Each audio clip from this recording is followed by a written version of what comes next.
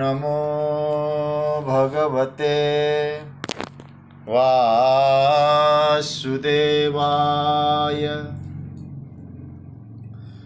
कृष्णाय वासुदेवाय हरये परमात्मने प्रणतः क्लेशनाशाय गोविन्दाय नमो नमः। नमः परमहंसास्वादितचरणकमलचिन्मकरन्दाय भक्तजनमानसनिवासाय श्रीरामचन्द्राय। वागीशायस्य वदने लक्ष्मीर्यस्य च वक्षसि यस्यास्ते हृदये संवित्तं नृसिंहमहं भजे। गुरुर्ब्रह्मा गुरुर्विष्णुर्गुरुर्देवो महेश्वरः गुरुसाक्षात् परब्रह्म तस्मै श्रीगुरवे नमः। भगवत चरण कमलानुरागी सभी आत्मीय प्रिय प्रभु प्रेमीजन, स्वाध्याय परिवार के सभी आदरणीय जिज्ञासु भगवत प्रेमीजन, आप सभी को मेरा प्रणाम वंदन। राधे राधे, जय सिया राम, जय श्री कृष्ण। प्रभु की मंगलमयी कृपा करुणा से हम सभी लोग बड़े बड़भागी हैं कि विज्ञान के माध्यम से अपने घर में बैठकर हम लोग सत्संग का लाभ प्राप्त कर रहे हैं। ईश्वर की अहेतुकी कृपा का यह परिणाम है। श्रीमद् भगवत गीता का स्वाध्याय, चिंतन, मनन हम सब कर पा रहे हैं।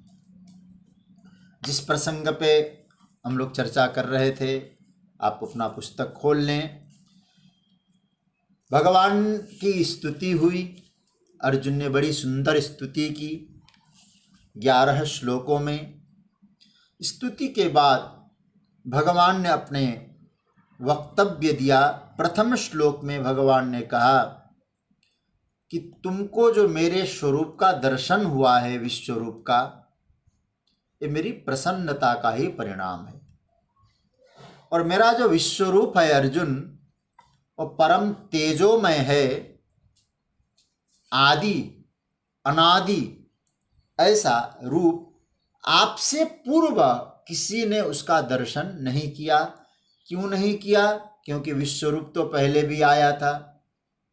माँ को दिखाया, कौशल्या को दिखाया, यशोदा को दिखाया, कौरव सभा में दिखाया, अन्यत्र भी कई जगह ठाकुर जी ने विश्वरूप का। लेकिन भगवान कहते तुमने जो देखा और नहीं, उसकी चर्चा भी हम लोगों ने बड़ी विस्तार से की थी। क्यों भगवान ऐसा कहते हैं कि तुमको छोड़कर तुम ही इस विश्वरूप को देख पाए थे। इसकी हम लोगों ने शनिवार के सभा में शायद विस्तार से चर्चा की। उसके बाद भगवान कहते हैं कि 5 साधन, उनसे मेरे स्वरूप का दर्शन नहीं हो सकता अर्जुन। और हमारी दृष्टि से 5 साधन मुख्य, और गीता में इन 5 साधनों की बड़ी महिमा गाई गई है। लेकिन भगवान यहाँ 48वें श्लोक में 5 जो साधन है, उन 5 साधनों से भी मेरे स्वरूप का दर्शन नहीं हो सकता। ये भाव भगवान कह रहे हैं। वो 5 साधन कौन कौन से हैं, उसका हम लोग दर्शन करते हैं। पहले श्लोक का पाठ करें, फिर एक एक चरण की चर्चा चलेगी। 48वां श्लोक भगवान कहते हैं, न वेद यज्ञाध्ययनैर्न दानैः न च क्रियाभिर्न तपोभिरुग्रैः एवं रूपः शक्य अहं नृलोके द्रष्टुम त्वदन्येन कुरु प्रवीर। भगवान कहते हैं कि कुरु प्रवीर नृलोके एवं रूप अहम न वेद अध्ययनै न दानै न क्रिया भी न च उग्रई तपो भी त्वदन्येन द्रष्टुम शक्यः। नृलोके एवं अहम न वेद अध्ययन और यज्ञ, उसमें यज्ञ भी आ जाएगा। कुरु प्रवीर, हे अर्जुन, इसका अर्थ देखिएगा। नृलोके मतलब मनुष्य लोक में, इस धरती पर, एवं रूप का इस प्रकार का जो विश्व रूप है, जो सो अर्जुन को भगवान ने दिखाया, धरती पर इस प्रकार का जो विश्व रूप है, अहम, मैं, जो दिखाया हूं मैंने, देख पाए हो तुम, न वेद यज्ञाध्ययन, न वेद और यज्ञों के अध्ययन से। यहां अभी हम चर्चा करेंगे वेद और यज्ञों का अध्ययन क्या है। न दानई, न दान से, न क्रिया भी, न क्रियाओं से, न उग्रई तपो भी, न तो उग्र तपों से, तद अन्येन, तुम्हारे अतिरिक्त दूसरे के द्वारा, द्रष्टुम शक्य, मैं देखा जा सकता हूं। मतलब तुम्हारे लिए तो सुलभ हुआ, लेकिन ये जो साधन है, इन साधनों से मेरे स्वरूप का दर्शन, विश्व रूप का दर्शन शक्य नहीं है। ये बात भाई, पहला जो शब्द यहां आया है देखने लायक गीता में, अर्जुन के लिए कुरु प्रवीर, ये बड़ा प्यारा शब्द आया है संबोधन में। हमारे आदरणीय श्री कमल पोद्दार जी गीता में जहां जहां भगवान के लिए किन किन नामों से और कितने बार किस नाम से संबोधन आया, वो तैयार किए हैं। कल शायद मेरी बात हुई थी आपसे और कह रहे थे अब मैं अर्जुन के नाम का भी विश्लेषण करके तैयार कर रहा हूं, बहुत परिश्रम कर रहे हैं। तो कुरु प्रवीर, या अर्जुन के लिए भगवान कह रहे हैं, हे कुरु प्रवीर शब्द सुनने पर थोड़ा अजीब लगता है। कुरु मतलब कुरुवंश में, प्रवीर श्रेष्ठ वीर, सर्वश्रेष्ठ। अब आप यदि अर्जुन के लिए संबोधन देंगे तो कुरुवंश में तो और भी श्रेष्ठ हैं, आयु की दृष्टि से, बल की दृष्टि से, विद्या की दृष्टि से, लेकिन अर्जुन को ही भगवान श्रेष्ठ क्यों कह रहे हैं? पहला तो आपको ये बात समझना होगा। देखिए, अर्जुन की जैसी भावना है, भगवान के प्रति अर्जुन की जैसी स्थिति है, जैसी श्रद्धा है, वैसी श्रद्धा, वैसी भावना, वैसी जिज्ञासा अर्जुन से अतिरिक्त अन्य में प्राप्त करना मुश्किल है। पहली बात, थोड़ा समझ लेना बात को। भगवान को जानने की इच्छा, परमात्मा को समझने की इच्छा, भगवान के विश्वरूप के दर्शन की इच्छा जो अर्जुन को हुई है, ऐसी इच्छा क्या कुरुवंश में किसी और को हुई है? भगवान ये कहना चाहते हैं कि भगवान की ओर जो बढ़ गया है, परमार्थ की ओर जो आगे बढ़ गया है, वही श्रेष्ठ है। केवल आयु से श्रेष्ठ नहीं होता है। हमारे यहाँ एक बहुत अच्छा श्लोक है संस्कृत में, कोई धन में बड़ा होता है, कोई बल में बड़ा होता है, कोई आयु में बड़ा होता है, लेकिन सबसे बड़ा बड़प्पन किसमें है, महानता किसमें है? धन वृद्धा, बल वृद्धा, आयु वृद्धास्तथैव च ते सर्वे ज्ञान वृद्धस्य शिष्य किंकरा, शिष्य किंकरा। कोई धन में, कोई बल में, कोई आयु में, लेकिन सबसे बड़ी महिमा है भगवत सानिध्य, ज्ञान, भक्ति, और उसमें अर्जुन खरे उतरे हैं। इसलिए वास्तव में जो बड़प्पन है भगवत भक्ति से ही प्राप्त होती है। हमारे यहाँ रामचरितमानस में बहुत सुंदर भाव गोस्वामी जी प्रस्तुत करते हैं, सो कुल धन्य उमा सुनु जगत पूज्य सुपुनीत श्री रघुवीर परायण जहिनर उपज विनीत। ये है महाराज, हमारे संस्कृत में, साहित्य में इतना सुंदर पुराणों में श्लोक मिलता है, कुलम पवित्रम जननी कृतार्था वसुंधरा पुण्यवती च तेन अपार संबित सुख सागरेस्मिन् लीनम परे ब्रह्मणि यस्य चेता। जो भगवत साक्षात्कार में, भगवत सान्निध्य में, भगवान की अनुभूति में जो है, उसने कुल को तार दिया है, कुल में सर्वश्रेष्ठ बन गया है। इसीलिए भगवान यहाँ कहते हैं कुल में तो और भी है, लेकिन तुम्हारी जैसी जिज्ञासा अर्जुन और किसी की नहीं थी, इसलिए कुरुवंश में श्रेष्ठ होने के कारण मैं तेरा नाम दे रहा हूं कुरु प्रवीर। यह संबोधन, हे कुरु प्रवीर, हे अर्जुन, इस रूप के दर्शन की योग्यता इन 5 साधनों से नहीं हो सकती, नहीं मिल सकती योग्यता। कौन कौन सी? न वेद, वेद के अध्ययन, उससे नहीं होगा। न यज्ञ, खूब यज्ञ करने से नहीं। जगतगुरु शंकराचार्य ने वेद को और यज्ञ को, दोनों को एक साथ मिला दिया और उन्होंने कहा कि वेद के द्वारा ही यज्ञ प्रकट हुआ, तस्मात् यज्ञात् सर्वभूतरिजा।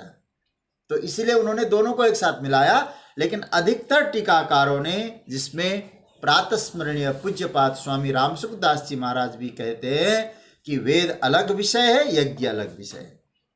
इस दृष्टि से 5 साधन बताए गए। तो वेद का अध्ययन, यज्ञ विज्ञान का ज्ञान, तीसरा दान, चौथा क्रिया कर्म, और 5वां उग्र तप।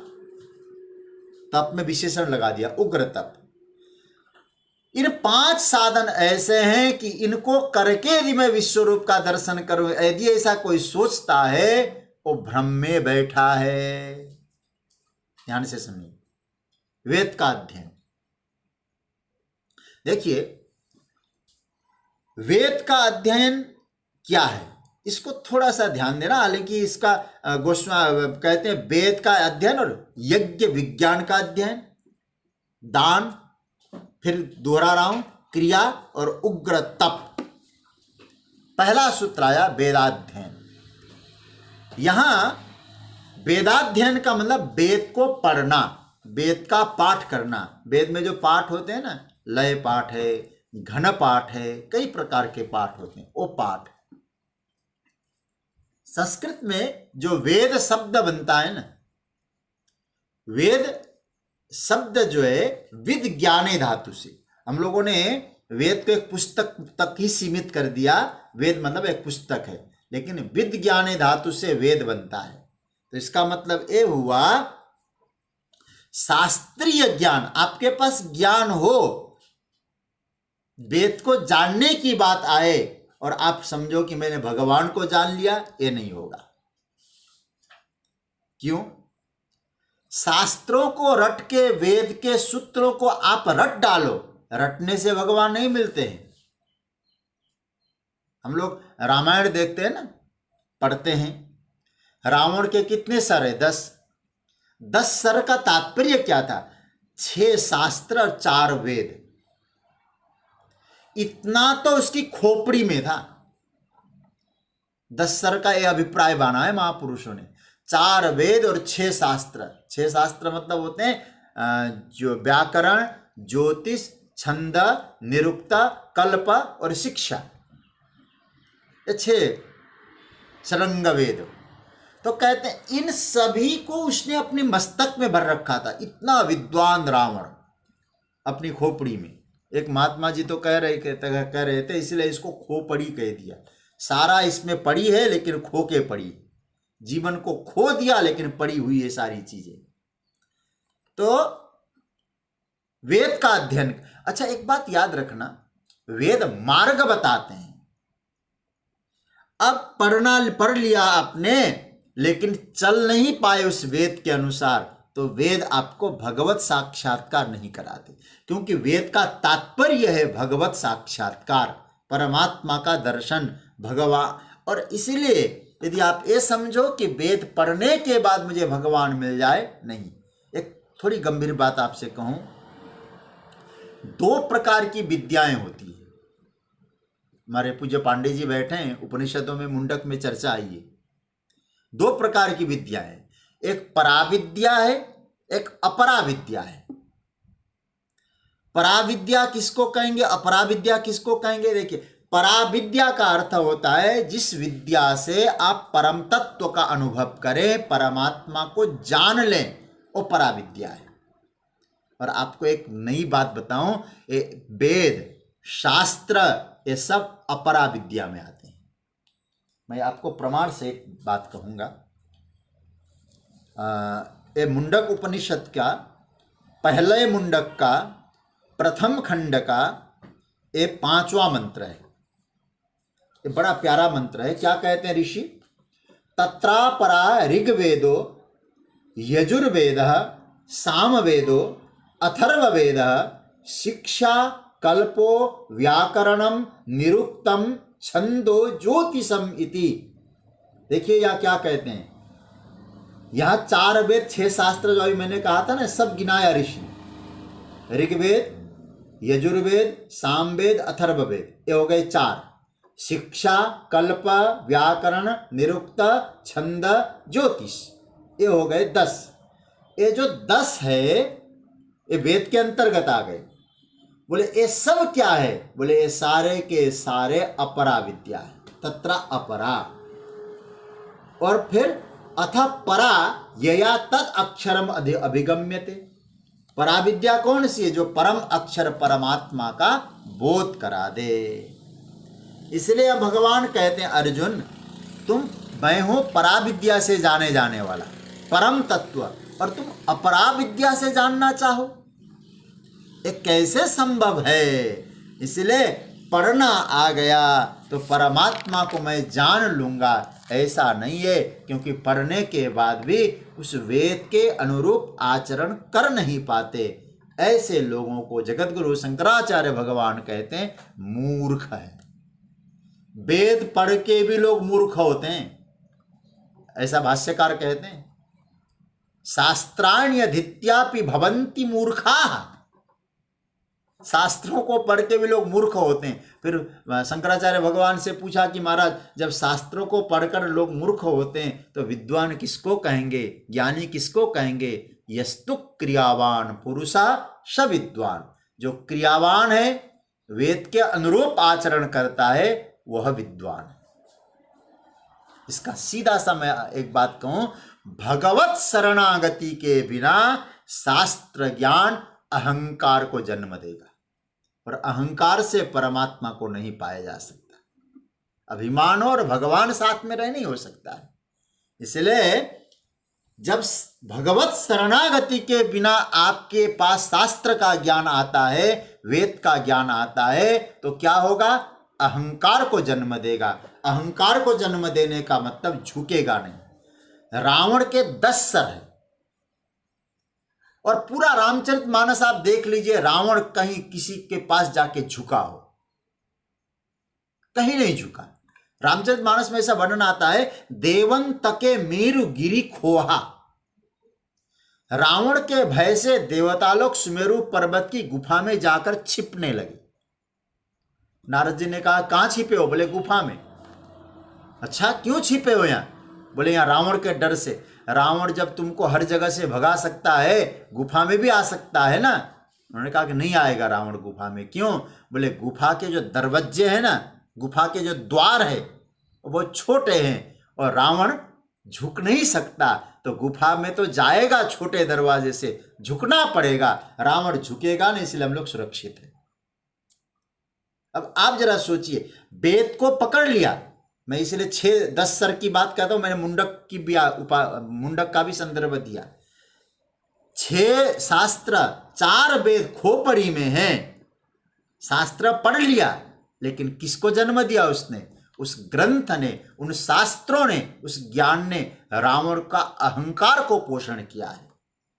तो फिर ऐसे अध्ययन से भगवत साक्षात्कार कैसे होगा? तब क्या कह सकते हैं हम लोग? शास्त्र का अध्ययन करके अहंकार पैदा हो सकता है, अभिमान होगा ज्ञान का।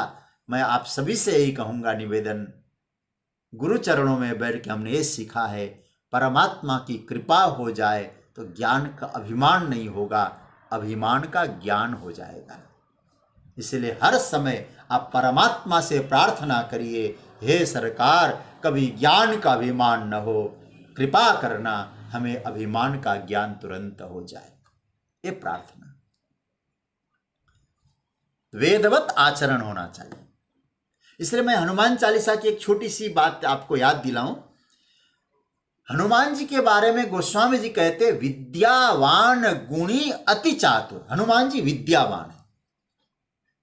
रावण को विद्यावान कहा नहीं, रावण विद्वान है, क्योंकि हनुमान जी के पास भी सारी विद्याएं, ज्ञानी नाम अग्रगण्यम है, सारे ज्ञान गुण सागर है, लेकिन हनुमान जी विनम्र है। कहां जाके झुकते हैं? राम जी के चरणों में तो झुकेंगे ही झुकेंगे। रावण के पास भी जाके कहते विनती करहूं जोरी करी रावण। ये है विद्यावान। कभी हनुमान चालीसा की चर्चा में हम इस पर चर्चा, कभी ऐसा संयोग बने तो आपको सुनाऊंगा। मैं मूल प्रसंग पे आपको ले जाना चाहूंगा। कहने का अर्थ यह है, मैं ज्यादा पढ़ना भी नहीं है, ऐसा पढ़िए जिस को पढ़ने से आपके मन में पवित्र विचार आए, भगवान प्यारे लगे, और अध्ययन करना है। अभी एक विनोद की बात मुझे याद आ गई, आपको सुना रहा हूं। एक मेरे मित्र है दिल्ली में, पंजाबी शरीर है उनका, बहुत प्यारे है हमारे। तो एक दिन हमसे कह रहे थे मैं अब संस्कृत सीखने लगा हूं। मैंने कहा कि ऐसे विनोद बहुत करते हैं। मैंने कहा कि भाई संस्कृत क्यों सीखते हो? उन्होंने कहा कि हमने सुना है मरने के बाद जब हम जाएंगे स्वर्ग तो सुना है कि देवता लोग संस्कृत में बोलते हैं, तो मैं संस्कृत सीख लूं। तो मैंने कहा ये तो अच्छी बात है, आप सीखेंगे तो हमारे और निकट हो जाएंगे आप, कभी आपसे संस्कृत में वार्तालाप भी कर पाऊंगा मैं। ऐसी बातचीत मैं कर रहा था, लेकिन मैंने ऐसे विनोद में पूछ लिया, महाशय आप कहते हैं कि मैं संस्कृत सीखूंगा, स्वर्ग जाऊंगा तो देवताओं से संस्कृत में बात करूंगा। अच्छा एक बात बताइए, यदि कथनचित यदि आप स्वर्ग न जाके नरक गए तो क्या कहते? मुझे पंजाबी तो आती ही है ना। ऐसा विनोद में बोलने लगे। कहने का मतलब, मैं आक्षेप नहीं कर रहा हूं, अधिक एक सीखूं मैं, ये सीखूं ये नहीं, मैं ऐसी चीज सीखूं जो मेरे आत्म कल्याण में काम आए। इस पर हमें चिंतन करना चाहिए। इसलिए भगवान पहला सूत्र देते हैं, न वेदई, न वेद के अध्ययन, न वेदाध्ययन। वेद के अध्ययन से परमात्मा मिलेंगे और मैं वेद अध्ययन करके भगवान को हासिल कर लूंगा, ये नहीं, वेद का आचरण चाहिए। वेद भले अध्ययन न कर पाए हों, लेकिन वेद के अनुरूप आचरण हो जाए तो आप इसमें सिद्ध हो सकते हैं। दूसरा, यज्ञानुष्ठान। न वेद यज्ञाध्ययन, यज्ञ के विज्ञान का भी अध्ययन हो। बड़े बड़े यज्ञ अनुष्ठान करने से, यज्ञ के विज्ञान का अध्ययन करने से क्या होगा? आप कभी गंभीरता से सोचिएगा, भगवान का साक्षात्कार होगा या उसी यज्ञ में आपकी प्रवृत्ति होगी जिस यज्ञ का आपने विज्ञान सीखा। क्यों? बुरा मत मानना, यज्ञ का ज्ञान हो जाए तो ब्रह्म विषयक कार्य में प्रवृत्ति नहीं होगी, यज्ञ में ही प्रवृत्ति होगी। क्यों? अब एक थोड़ी गंभीर बात आपसे कहूं, मीमांसा, हमारे यहाँ जो यज्ञ और कर्म की जो जहां विशेष वर्णन आया है वो पूर्व मीमांसा में आया है। हमारे पूर्व मीमांसा दर्शन में पूर्व मीमांसा का एक सूत्र है, यत् परः शब्दः स शब्दार्थ। बड़ा थोड़ा आप बुद्धि लगाएंगे तो आपको बहुत अच्छा लगेगा। मतलब कोई भी शब्द हो, जहां तक जिसके लिए हमने बोला है बस वो शब्द वहीं तक गया और काम बन गया, आगे वो शब्द की गति है ही नहीं, तात्पर्य वहीं तक है। तो यदि आपने यज्ञ को किया तो यज्ञ नाम का जो शब्दार्थ है वो कहां तक गया? बोले यज्ञ तक गया, यज्ञ से आगे नहीं गया। तो यज्ञ से आगे नहीं गया तो यज्ञ से आगे बढ़ के भगवत साक्षात्कार कैसे कर पाएंगे? तो ब्रह्म ज्ञान में तो तत्वार्थ नहीं निकला, वहां जो तत्व है वो ब्रह्म ज्ञान तक नहीं गया, यज्ञ तक ही चला गया। इसलिए यज्ञ से भी नहीं होगा। और देखो, अब वो स्वामी तुलसीदास जी की बात कहूं तो उन्होंने पहले मानो ये श्लोक का तो भाव कर दिया होगा उन्होंने। क्या बढ़िया मंत्र लिख दिया है। यही कलिकालन साधन दूजा जोग यज्ञ जप तप व्रत पूजा, राम ही सुमिर्य गाय राम ही संतत सुनिय राम गुण क्राम ही। तो न वेद यज्ञाध्ययन न दान, दान से नहीं होगा। ये जो अर्जुन, जो विश्वरूप तुमने देखा है, तुम दान दोगे और विश्वरूप, तुमसे बड़ा दानवीर करना है। यदि दान से होता तो मैं उससे कहता तूने बहुत दान दिया, करना मेरा विश्वरूप देख ले। लेकिन दान देंगे तो बुरा मत मानना, ब्रह्म विषयक जो प्रमा है वो उत्पन्न नहीं होगी दान से। पहली बात तो यह है कि दान में सबकी प्रवृत्ति होती भी नहीं है, और कई बार दान अहंकार को भी जन्म देता है।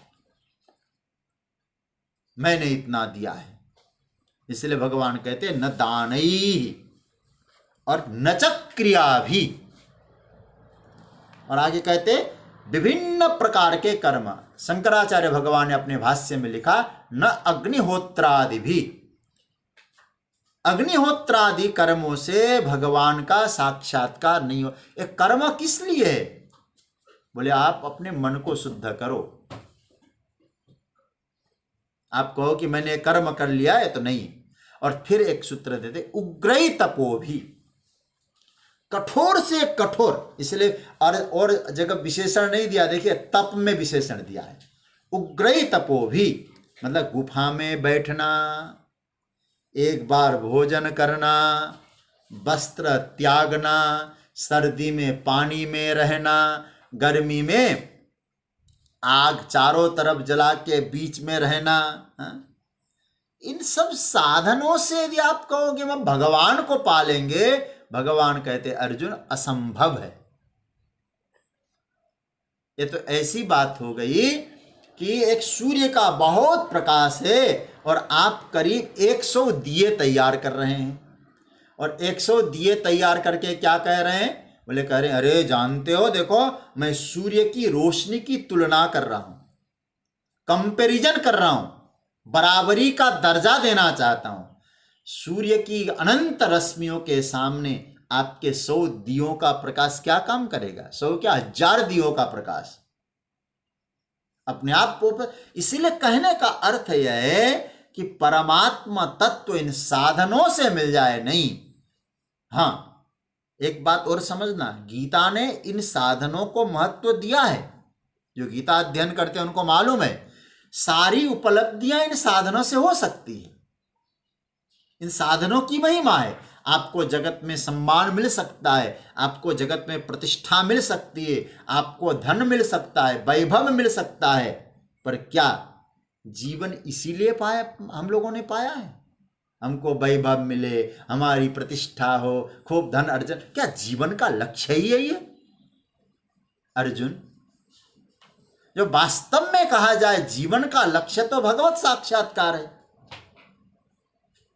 और हम लोगों ने सब एकत्रित किया, क्या किया? समाज में प्रतिष्ठा, यश, लाभ, ये नहीं। जीवन का लक्ष्य समझने वाला व्यक्ति कहेगा इन साधनों को करेगा, साधनों के अभिमान से दूर रहेगा। इन साधनों से विश्वरूप दर्शन हो पाएगा, ये कहना ठीक नहीं है। क्यों? मूल बात यह है विश्वरूप का जो दर्शन है ये प्रयास के द्वारा नहीं मिलता, ये प्रसाद के द्वारा मिलता है। ये प्रयास साध्य नहीं है अर्जुन, ये प्रसाद साध्य है। जिस पर परमात्मा प्रसन्न हो उसको मिलता है। हाँ, प्रसन्न होने की व्यवस्था तुम कर सकते हो परमात्मा की प्रसन्नता की। इसलिए पहले श्लोक में भगवान ने क्या? मया प्रसन्नेन, मेरी प्रसन्नता से। इसका अर्थ एक दो भाव दे दूं। उपर्युक्त जितने साधन गिनाए, 5 साधन जो गिनाए गए हैं, इनसे भगवान क्यों नहीं मिलते? पहला सूत्र समझ लीजिएगा। इन साधनों का कौन कौन से, वेद अध्ययन, यज्ञ कर्म, क्या जो है, उसके बाद यज्ञ, दान, क्रिया और तप। आप सोचिएगा, आप लोग पढ़े लिखे हैं, इनमें दो चीजें आएगी, आदि भी है इन साधनों का और अंत भी है साधनों का।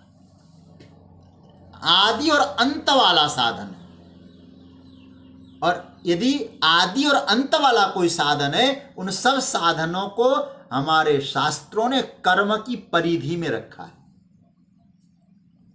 और कर्म की परिधि में जो होता है, याद रखना, कर्मों से मिलने वाला फल भी आदि अंत वाला होगा। उस कर्म का फल आदि भी होगा, अंत भी होगा। इसलिए सभी साधन ससीम है और भगवान असीम है। ससीम साधनों से असीम तत्व को पाया नहीं जा सकता। ये बात अच्छी तरह से गांठ बांध लेना चाहिए। इसलिए ये वेदाध्ययन आदि जितनी सारी प्रक्रियाएं हैं, ये सब क्या है, एक दो बातें थोड़ा समझ लेना। पहली बात, इनको आप जब साधन लेते हैं ना, इन साधनों को प्रयास के द्वारा, तो भरोसा किस पर होता है? स्वयं पर, स्वयं पर भरोसा होता है। और इन वेदाध्ययन, यज्ञानुष्ठान, कर्म, इनमें आप हमेशा याद रखिएगा, स्वयं को आप केंद्र पे रखते हैं, है या नहीं? आप चिंतन करना, मुझे ही करना है। उसके केंद्र में कौन होता है? अहम, मैं होता हूं। इसलिए मैं आपसे निवेदन करूंगा, आप लोग नोट कर सकते हैं इस बात को।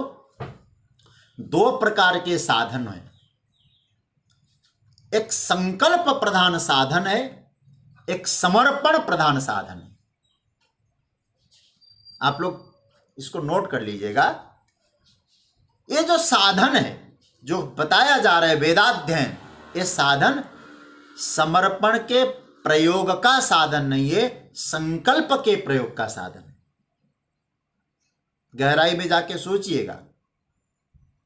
अर्जुन ने जो विश्वरूप देखा है, ये विश्वरूप दिखना अर्जुन के द्वारा जो दिखा गया है, ये संकल्प से घटने वाली साधना नहीं है, ये समर्पण से घटने वाली साधना है।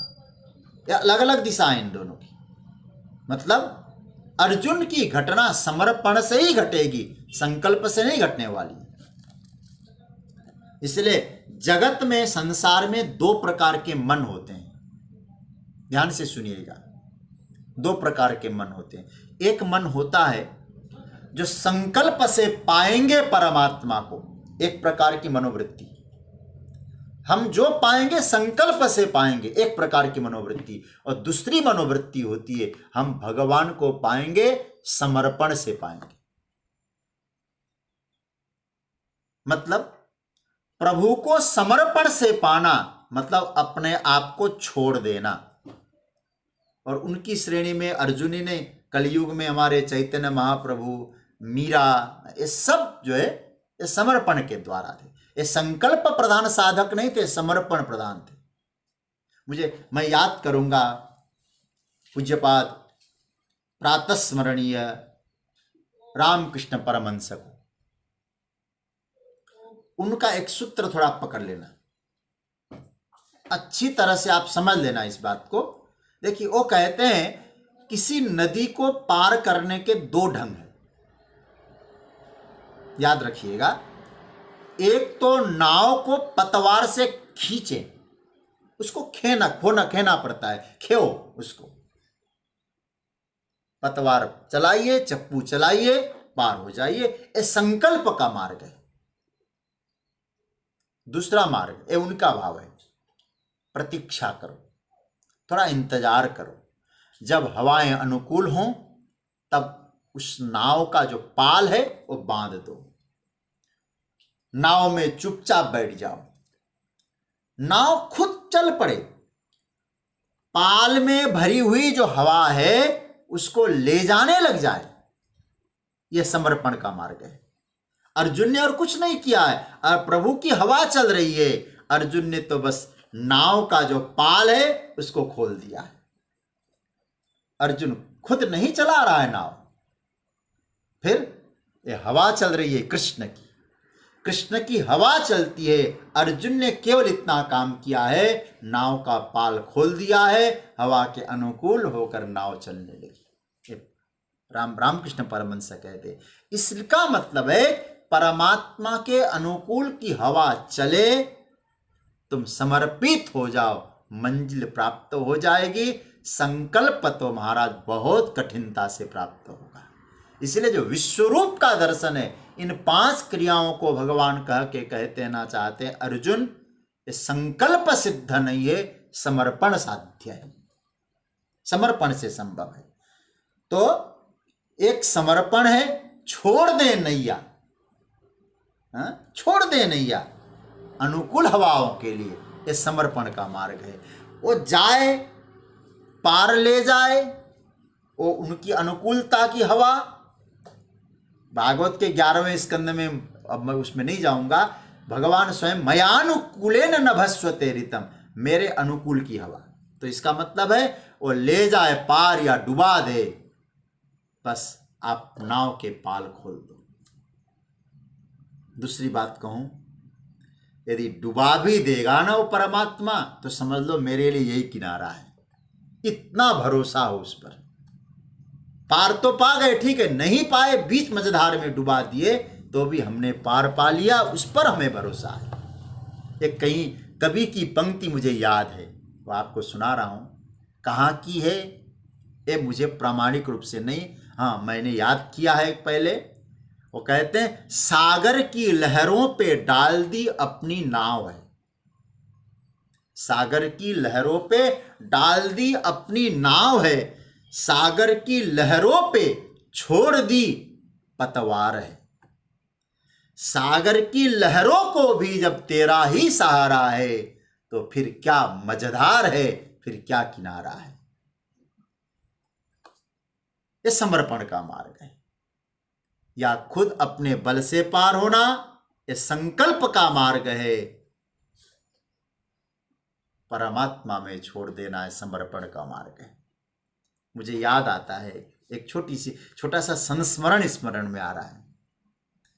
मैं पूज्यपाद गुरुदेव आचार्य स्वामी श्री भागवतानंद सरस्वती जी महाराज, सुक्ताल में उनकी कथा थी, और उस वक्त मैं ऐसे थोड़ी देर प्रवचन करता था, व्यासपीठ पे बैठकर कथा नहीं करता था। लगभग 1998 की बात है, और उनकी कृपा से बोलता था।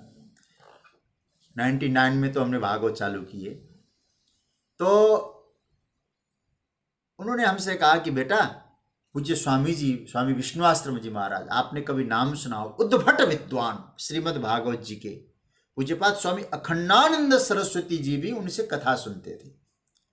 और इस दास को इतना सौभाग्य मिला है कि हमने जो कथा सुनाई, उन्होंने उस कथा को भी सुनी है और पीठ थपथपाया है, तो उनकी करुणा रही। तो उन्होंने हमसे कहा कि आज पूज्य गुरु जी ने कि जाके उनसे कहो कि कथा चलेगी, आचार्य जी आपको याद कर रहे हैं, संभव हो सके तो दर्शन दीजिए।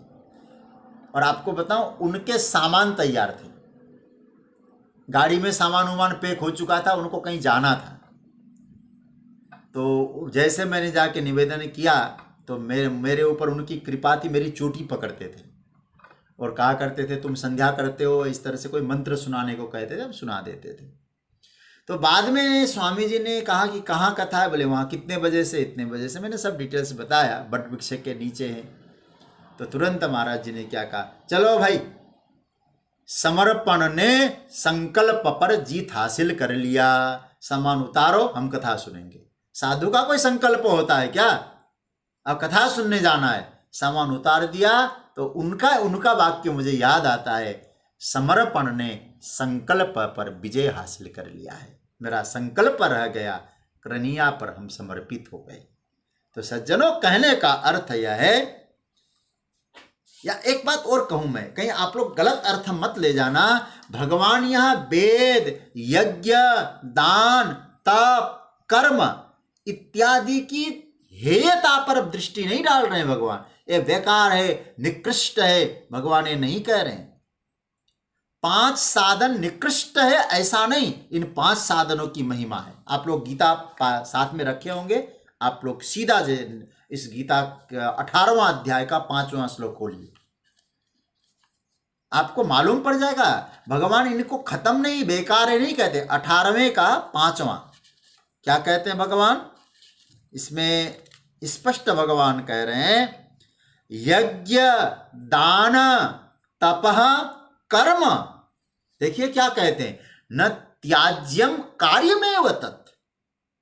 कहीं ये भ्रम में मत आ जाना कि ये सब बेकार है तो हम छोड़ दें, नहीं। यज्ञो दानम तपश्चैव पावनानि मनीषिणाम, ये आपको पवित्र करने के लिए है, आवश्यक है, इनका जीवन निर्वहन के लिए है, इनको त्यागना नहीं है।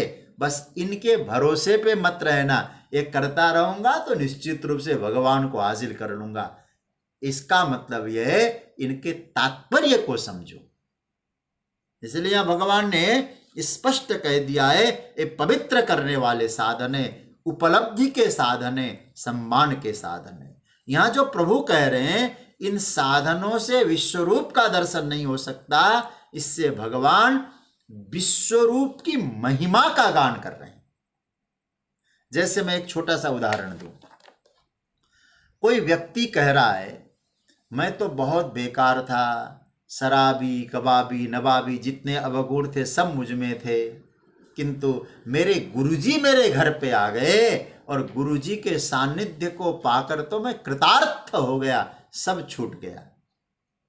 अब मैं आपसे एक बात कहूं, इसने अपनी हेयता निकृष्टता इसका वर्णन करना चाहा या गुरुजी की महिमा का वर्णन करना चाहा?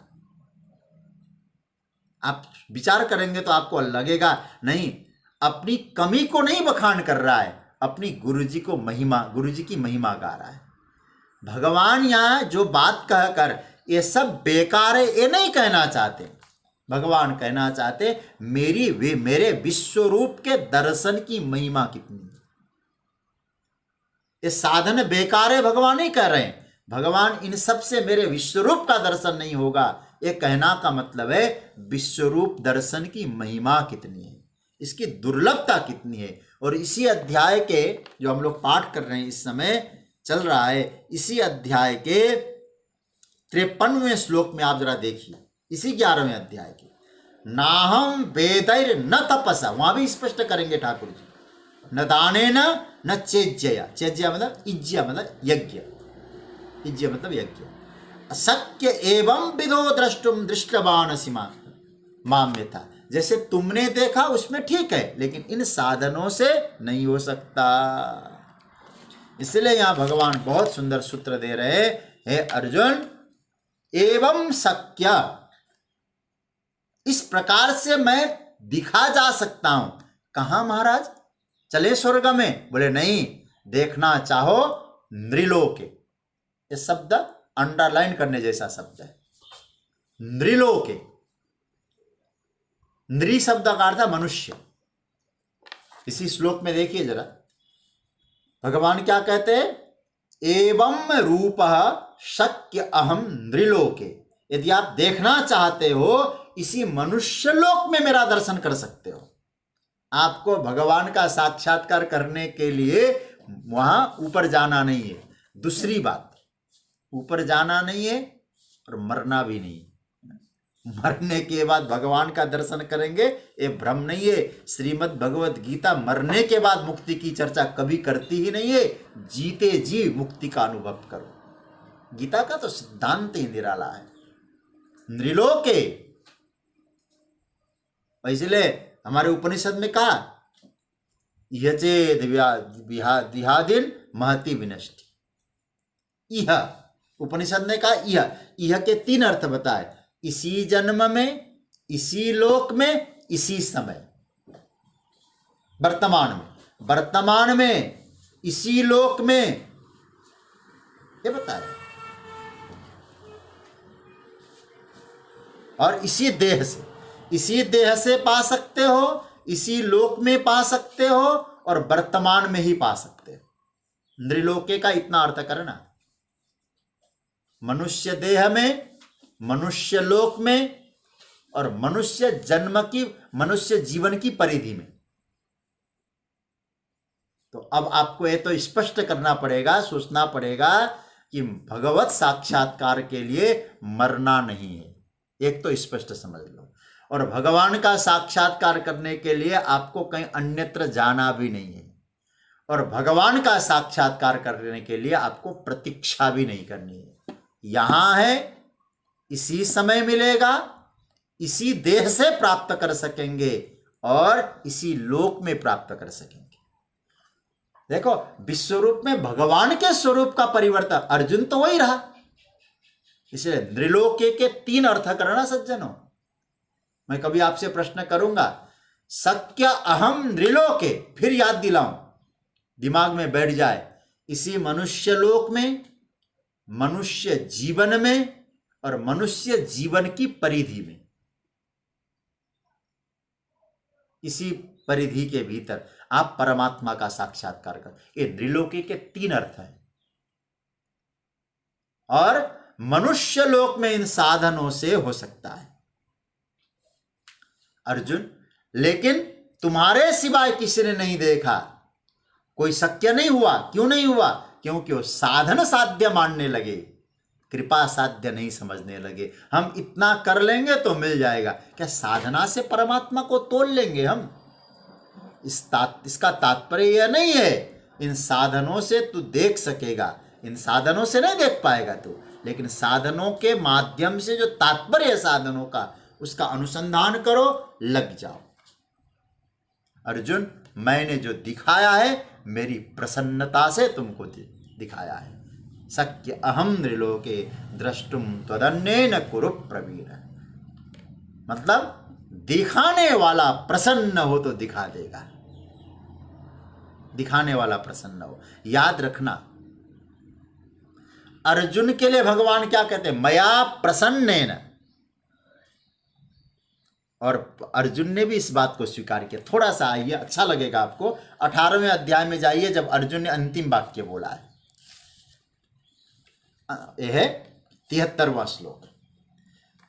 किसकी कृपा से? वहां अर्जुन ने स्वीकार किया है, नष्टो मोह स्मृतिर्लब्धा त्वत्प्रसादान। आपके प्रसाद से, आपकी प्रसन्नता से मुझे मिला। ये नहीं कहा कि मेरे प्रयास से मिला है। अब किसने देखा विश्वरूप? वहां एक तो देखा अर्जुन ने, और दूसरा किसने देखा? संजय ने। उसी समय, एक ही टाइम में। और संजय से पूछा, किसके द्वारा मिला तुमको? संजय ने भी अपना स्पष्ट कह दिया। 75वां श्लोक इसी अध्याय का, उसका 18वां अध्याय का। क्या कहते हैं संजय? व्यास प्रसादात श्रुतवान। देखिए, अंडरलाइन करने जैसे वाक्य है। अर्जुन कहते हैं त्वत्प्रसादात, आपके प्रसाद से। संजय क्या कहते हैं? व्यास प्रसादात। तो हम लोग 2 बात यहां दे सकते हैं। श्रीमद् भगवद गीता में व्यास है संत, कृष्ण है भगवंत। एक है संत। हालांकि 24 अवतारों में व्यास का भी अवतार है, लेकिन हम लोग यहाँ ये समझें, यहाँ व्यास जी को संत के रूप में देखें, क्योंकि भगवान चर्चा कर रहे हैं। व्यास संत है, कृष्ण भगवंत है। भगवान का विश्वरूप 2 ही रास्ते से देखा जा सकता है, या तो संत के प्रसाद से या भगवंत के प्रसाद से। संजय ने संत प्रसाद से देखा और अर्जुन ने भगवंत प्रसाद से देखा। तो सच्ची बात यह है, हमारे साधन फीके पड़ जाएंगे। साधन करते रहें, साधन का अभिमान न करें। आप लोग संत प्रसाद से या भगवंत प्रसाद से देखें। कैसे देख सकते हैं? आपको कौन संत प्रसाद की बात आती? हनुमान जी को देखिए जरा। हनुमान जी से जो मिला, वो चाहे सुग्रीव हो चाहे विभीषण हो, हनुमान जी ने यह नहीं कहा अब तुम हमारे चेले बन जाओ, मेरे लिए सारा काम करो, मेरा लॉकेट पहन लो, मेरी चालीसा का पाठ करो। ये हनुमान जी नहीं कहते। हनुमान जी क्या कहते हैं? मैं तो जिनसे जुड़ा हूं तुमको वहीं से जोड़ूंगा। यह है संत। तो हनुमान जी से जो जुड़ा वो परमात्मा से जुड़ा। तो संत की कृपा से हुआ। और भगवंत की कृपा से हुआ। तो हनुमान जी जैसे संत जब मिल जाते हैं तो भगवान का साक्षात्कार हो जाता है। इसलिए संजय ने कहा मुझे जो मिला है व्यास प्रसादात, अर्जुन ने कहा त्वत्प्रसादात, और कृष्ण कहते मया प्रसन्नेन, मेरे प्रसाद से। इसका मतलब है सज्जनों, भगवंत का प्रसाद मिले चाहे न मिले, संत प्रसाद से दूर कभी मत होना, क्योंकि संत प्रसाद ऐसा है भगवंत प्रसाद को प्राप्त करा देता है। ये इसका सूत्र है। यहां भाव क्या है? यहां भाव यह है, भगवान कहते अर्जुन तुम कृतार्थ हो, तुम्हारी प्रशंसा मैं कर रहा हूं, क्योंकि जो कार्य 5-5 साधनों से नहीं हो सकता था, आज वो कार्य तुमको प्राप्त हो गया है। अपने आप में धन्यता का अनुभव करो, तुम परम बड़भागी हो, अब तुमको डरने की आवश्यकता नहीं है। अरे भाई, जिसको आज तक किसी ने नहीं देखा उसे तुमको प्राप्त हो रहा है, इसलिए अब तुमको बिल्कुल किसी प्रकार का डरना इत्यादि था वो सब छोड़ दो, डर मन से निकाल दो। आगे के श्लोक में भगवान ये बात कह रहे हैं। आइए इस श्लोक का भी हम लोग थोड़ा दर्शन करते हैं। अभी है हमारे पास 49वां श्लोक। भगवान अर्जुन के भय को दूर करने के लिए बात कहते हैं। अब अर्जुन, अब डरना नहीं, तुम हो गया काम, जितना डरना उड़ना था सब काम बन गया। क्या कहते हैं? माते व्यथा मा च विमूढ़ भावो, पाठ करिएगा। माते व्यथा मा च विमूढ़ भावो, दृष्ट्वा रूपं घोरमिद्रिं ममेदम्, व्यपेथभिप्रीतमना पुनस्त्वं, तदेव मे रूपमिदं प्रपश्य। इसका अर्थ देखते हैं। इदृक् मम इदं घोरम रूपम दृष्ट्वा व्यथा मा च विमूढ़ भाव मा, व्यपेथभिः प्रीतमना त्वं पुनः तत् एव मे इदं रूपम प्रपश्य। बड़ा प्यारा मंत्र है, कितना बड़ा आश्वासन दिया है भगवान ने। अर्जुन ने कहा था अब महाराज चतुर्भुजेन सहस्रबाहो भव विश्वमूर्ते, अब अपने मूल रूप में आ जाओ। भगवान कहते अब उसी रूप को तू देख ले अर्जुन, बस हो गया काम तेरे में, तुमने जो कहा वो मैंने मान लिया। इदृक्, इसका अर्थ देखें, इदृक् मम इदम घोरम रूपम। अब इससे क्या मालूम पड़ रहा है? इससे मालूम पड़ रहा है गोविंद भी स्वीकार कर रहे हैं, मैंने जो तुमको दिखाया मधुरम मधुरम ही नहीं था, घोर भी था। देखिए, इदृक् मतलब इस प्रकार के, मम मतलब मेरे, इदम मतलब इस घोर रूपम, घोर रूप को, दृष्ट्वा मतलब देख करके, ते व्यथा मां, तुझे व्यथा नहीं होनी चाहिए, दुख नहीं होना चाहिए। जब विमूढ़ भाव हो, और मूढ़ता भी नहीं आनी चाहिए। व्यपेथभि प्रीत मना त्वम, व्यपेथभि मतलब भी मतलब भय, व्यपेत बी उपसर्ग अपेत, इसकी चर्चा हम लोग कल करेंगे, मैं इसकी चर्चा करूंगा। बी उपसर्ग लगा के भय को कहा है। तो कहते निर्भय और प्रसन्न मन वाला तू, पुनः तत् एव में, फिर वही मेरे, इदम रूपम प्रपश्य, इस रूप को तू देख ले। व्यथा माभूत, संक्षेप में थोड़ा इसका और अर्थ कर देता हूं। ते व्यथा माभूत, हे अर्जुन अब तेरे चित्त में दुख नहीं होना चाहिए, व्यथा नहीं होनी चाहिए। व्यथा न हो और भ्रमित भी न हो।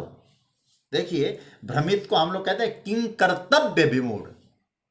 अर्जुन ने पहले कहा था दूसरे अध्याय में, उसकी चर्चा बहुत विस्तार से मैंने की थी। धर्म सम्मूढ़ चेता, भगवान कहते हो विमूढ़ भी आ गया तुझ में, अब विमूढ़ को त्यागो। मानो अर्जुन कह रहे हैं कि महाराज, भगवान कह रहे हैं कि हे अर्जुन अब मूढ़ मत बनो। अर्जुन ने कहा मालूम है सरकार, अब मूढ़ मत बनो। आप तो कह रहे, आपने जो दिखाया वो व्यथा करने वाला ही रूप लगता है मुझे। बोले क्या महाराज? वो तो शुरू शुरू में तो महाराज दिव्य माल्यम वरधरम दिव्य गंधानुलेपरम ऐसा लग रहा था ना। धीरे धीरे धीरे धीरे क्या हुआ, पिक्चर पूरी तरह से उलटने लग गई। फिर क्या हुआ, केचिद बिलगना दसनांतरेसु, और दांत के बीच में मांस का लोथड़ा आने लगा। और आपके दांतों के बीच में महाराज किसी के सर आए तो चूर्ण बन गया, लबड़ भास्कर वाला ऐसा बना दिया आपने। परमात्मा यहां स्वीकार कर रहे हैं अर्जुन ने जो कहा था, और भगवान बिल्कुल स्वीकार कर रहे हैं। अर्जुन मम इदम इद्रिंग घोरम, मेरा यह इस प्रकार का घोर रूप। देखो परमात्मा ने खुद कह दिया ना, मेरा कैसा रूप था, कैसा था, बड़ा खूबसूरत नहीं था। अधरम मधुरम बदनम मधुरम वाला रूप नहीं था भगवान का। मेरा घोर रूप देखकर अर्जुन तुम्हें व्यथा नहीं करनी चाहिए। अब डर को निकाल दो, डर भगा दो, और क्योंकि तुम्हें आनंद को उपलब्ध होना है। जब तक भय रहेगा तब तक आनंद से वंचित रह जाओगे। भय और आनंद एक साथ रह नहीं सकते चित्त में, इसलिए व्यपेत भी मतलब संस्कृत व्याकरण में तो पाणिनि जी ने पंचमी भय न कह दिया, अलग होने अर्थ में। भय से अलग होंगे, भीति से अलग होने पर ही प्रभु प्रीति की प्राप्ति होती है। भगवान ने, अर्जुन ने कहा महाराज फिर क्या करूं? बोले प्रीत मना पुनः त्वम भव, पूरा आशीर्वाद दे दिया। अब प्रसन्न मन वाला तू हो जा, अब थर थर थर थर कांपने की जरूरत नहीं है। भय वाला जो शकल है ना तुम्हारा, कैसा भयभीत था, वो शकल शोभा नहीं देता। तू तो वीर है, परम वीर है अर्जुन। अब क्या करना, देख अब तुम्हें वही रूप, कैसा रूप, तदेव में रूपमिदं, वही रूप। तदेव माने पहला वाला रूप। शंकराचार्य भगवान ने बहुत अच्छा अर्थ दिया इसका। तब इष्टम रूपम इदानीम प्रपश्य, तेरा जो प्यारा सा रूप है ना, इष्टम रूपम, तुम्हें जो अच्छा लगता है मेरा रूप, उसी रूप को पश्य नहीं प्रपश्य, उपसर्ग लगा दिया। अच्छी तरह से देख ले। अब ये देखो तुम्हारा इष्ट रूप मैंने धारण किया है, इसका दर्शन करो, चित्त में आनंद का संचार करो, आनंद ही आनंद बरसेगा। भय निकाल दो। ये भगवान अर्जुन से कहते हैं। इस श्लोक की कुछ चर्चा करेंगे, और इस श्लोक के बाद ही एक तरह से विश्वरूप जो दर्शन हुआ है, उसके बाद संजय फिर इस विश्वरूप का जो प्रकरण है इसको उपसंहार करेंगे। उसके बाद फिर हम लोग इसकी गीता में जो भगवान ने अंत में जो बातें कही है, जो 52, 53, 54, 55, ये जो श्लोक है ना महाराज, ये बहुत गजब। उसमें भी 53, 54, 55 ये तो महाराज स्वर्णाक्षरों में लिखने जैसे श्लोक है। इन पर हम लोग चिंतन करेंगे। कल ये श्लोकों को पूरा करके हम जितना बन सके, ठाकुर जी की जैसी मर्जी, हम लोग चिंतन करेंगे। लेकिन ये अंतिम जो प्रकरण होगा 53, 54, 55 वाले श्लोक का, इसको आप वंचित न रह जाएं, बहुत अच्छी तरह समझना चाहिए, ये मैं आपसे निवेदन करूंगा। तो आज की चर्चा को विराम दूं, एक दो निवेदन ये करना चाहूँगा। आप लोगों ने जो उत्तर दिया है, मैं सोच रहा था कल थोड़ा सा उत्तर, हालांकि मैंने इसका विस्तार से बताया था कि स्थाने ऋषिकेश तव प्रकृत्या में सुख, भय और समर्पण किस कहाँ कहाँ कैसा कैसा है। तो मैंने यही प्रश्न दिया था, और आप लोगों ने जो उत्तर दिया है बहुत प्रसन्नता हुई। 21 उत्तर मेरे पास आए, अच्छा लगा। जिन लोगों ने दिया आप लोगों को बहुत बहुत साधुवाद। को बर छोट कहत अपराधु, किसका उत्तर कम है ज़्यादा है, ये तो अपराध हो जाएगा। एक से बढ़कर एक, सबके उत्तर बहुत अच्छे लगे, आनंद आया। सभी उत्तरों को मैंने पढ़ा है, खूब अच्छा लगा। अब एक बात और चर्चा चल रही है, मैं निवेदन एक करूँगा कि हमारे आदरणीय इस स्वाध्याय, और मुझे एक बात आज कहने में प्रसन्नता हो रही है, खूब अच्छा लग रहा है। कुछ लोगों ने हमको ये कहा कि 300 दिन की स्वाध्याय कक्षा में हमारा 2 दिन मिस हुआ। किसी ने कहा हमारा 3 दिन मिस हुआ। आप जरा सोचिए, 300 दिन की कक्षा में इतने दिन तक लगा, और किसी ने कहा हमारा मिस तो हमने किया ही नहीं, एक दिन नेटवर्क नहीं था इसलिए मिस हुआ। तो ये मुझे लगता है मेरा उत्साह वर्धन कर रहे हैं आप लोग, खूब आनंद है और बहुत अच्छा लगा, और मेरा उत्साह आप लोगों की कृपा से वर्धन हो रहा है। हमारे आदरणीय श्री कमल पोद्दार जी, आपको एक बात कहूँ, मैं तो अभी मनोज भैया से सलाह करके आपको अपने स्वाध्याय परिवार के मार्गदर्शक में ही मैं लेना चाहूँगा, बातचीत करेंगे हम लोग इसमें भी। आप इतना परिश्रम कर रहे हैं, जो मैं बोल रहा हूँ उसके एकदम ग्रंथ आकार रूप जैसा नोट्स बना के तैयार कर रहे हैं।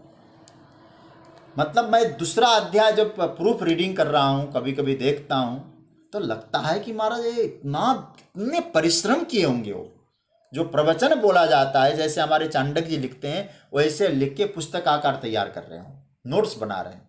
तीसरा अध्याय एकदम फाइनल हो गया है। अब जैसा भी हमारे पास अभी आ चुका है, उसका रीडिंग वूडिंग करके मैंने भेजा था। आपने एक और विचार किया है, आप लोगों का सहमत कैसा होगा कि स्वाध्याय परिवार में जो सक्रियता से जुड़े हैं उनका हम लोग क्या कहते हैं कि नाम, ईमेल इत्यादि जो भी है वो सब हम जोड़ेंगे, ऐसा उनका भाव है। एक फॉर्म उसको भेजने की हम लोग तैयारी कर रहे हैं, इसकी हम लोग चर्चा करेंगे। अब आज हम लोग इस चर्चा को विराम देंगे।